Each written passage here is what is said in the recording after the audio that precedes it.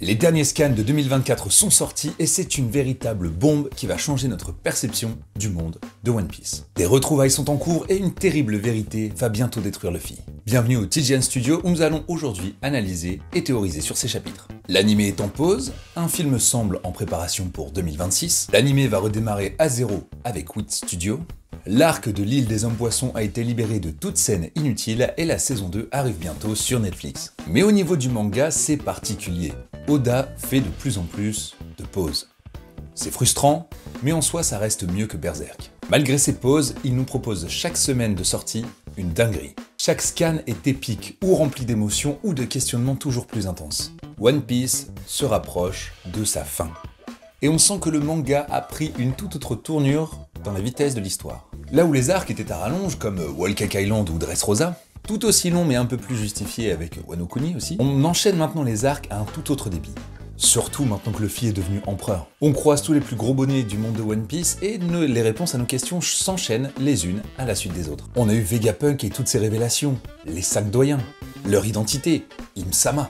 Ça va limite trop vite, le changement est vraiment brutal, mais on avance vers la conclusion. Maintenant on a Shanks et on apprend qu'il n'y a pas un Shanks mais bien 2 Shanks. Avant de voir ce que cela cache, je vais vous parler du reste des scans très brièvement. Parce que, même si c'est loin d'être le plus important dans ces quelques pages, il faut quand même féliciter Oda d'avoir réussi une scène avec autant d'émotions.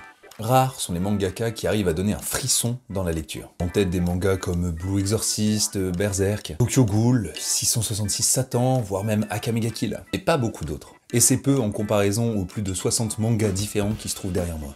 Bref, Oda est l'un de ceux qui arrive à retransmettre pas mal d'émotions dans ses mangas. C'est pas le meilleur, mais il est bon à ça. Bref, ce n'est pas de la tristesse, mais de la joie et de la douceur que l'on ressent dans ces retrouvailles entre Robin et Aguar d'Isaoro. L'émotion entre les deux et même le sérieux que Luffy a quand il se présente à lui, qui se rend compte de qui il est pour Robin. La façon dont Saoro leur répond, le passé de Robin, tous ces sentiments se mélangent pour donner quelque chose d'incroyablement beau et radieux. Même lorsque sa vie était sombre et qu'elle pensait y mettre fin, ces quelques mots de Aguar et de sa mère l'ont poussé à vivre. Puis sa patience et sa force ont été récompensées avec l'arrivée dans sa vie de Luffy et des Mugiwara.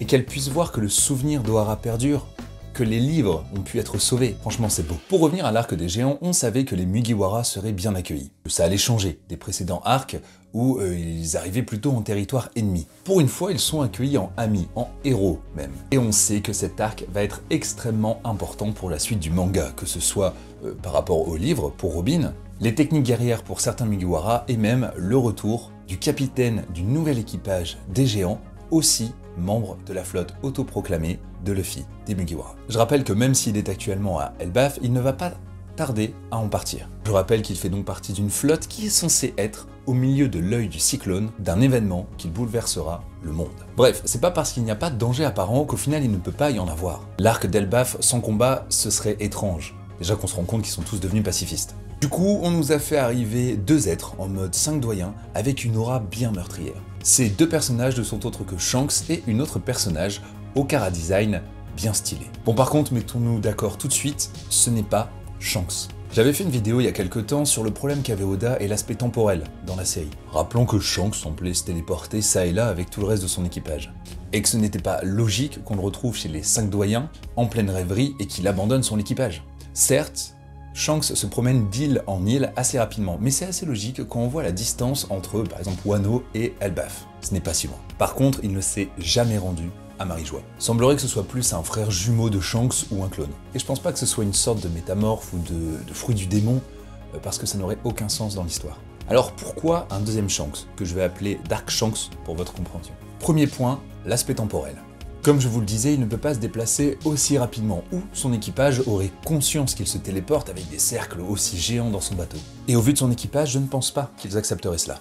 Deuxième point, l'aspect physique. On rappelle que nous n'avons jamais vu la balafre sur la joue de Dark Shanks, cette cicatrice qui avait été faite par Teach sur notre Shanks. Et nous ne voyons pas non plus s'il dispose de ses 2 bras. Et on aurait une forme d'explication de pourquoi Shanks, puissant comme il était, aurait perdu son bras au début du manga, pour ne plus ressembler à son jumeau. J'ai vu passer en tout cas cette théorie sur les réseaux et j'y crois pas trop parce qu'en fait il y a déjà la balafre sur le visage. Puis assez voyons pour pas perdre un bras en plus. Et si vraiment il voulait, il pourrait changer sa coupe, sa barbe ou autre si vraiment il voulait pas ressembler 100% à Dark Shanks. Troisième point, la personnalité. Parce qu'on voit bien que Dark Shanks est extrêmement fermé et sérieux. Aucune émotion dans le regard, ce qui est tout l'inverse de Shanks. Bon, sinon, pourquoi sous-entendre que cette femme serait la mère de Luffy? Simplement parce que Oda n'a que deux façons de dessiner les femmes. La première, c'est en mode déclinaison de Nami, ou des déclinaisons de Luffy version femme. Cette femme, même si son visage est caché, semble ressembler énormément à Lilith. Cette partie donc de Vegapunk qui avait eu le droit à son lot de théories sur son identité et tout ramené au fait que c'était la mère de Luffy. Bref, il y a un air, même si tout cela a été démenti très rapidement par rapport à Lilith, je pense que pour le coup ce sera aussi démenti,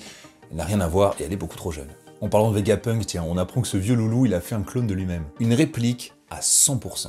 Il s'en est servi pour aller sur Ohara sans que son corps principal ne quitte Punkasa à l'époque. Des copies identiques de Vegapunk, des copies de Kuma, alors pourquoi pas une copie de notre Shanks. Bref, pour le reste de cet arc, on sait que Lilith restera sur Elbaf pour faire revenir Vegapunk. Que Luffy et Dark Shanks vont se retrouver face à face. On imagine bien Luffy face à Dark Shanks, heureux mais méfiant de retrouver Shanks, avant de se rendre compte qu'il a deux bras ou qu'il a pas de cicatrice. Un combat semble inévitable et l'aide de Loki sera indispensable pour le gagner. On verra tout cela avec les prochains scans en 2025. En attendant, prenez soin de vous.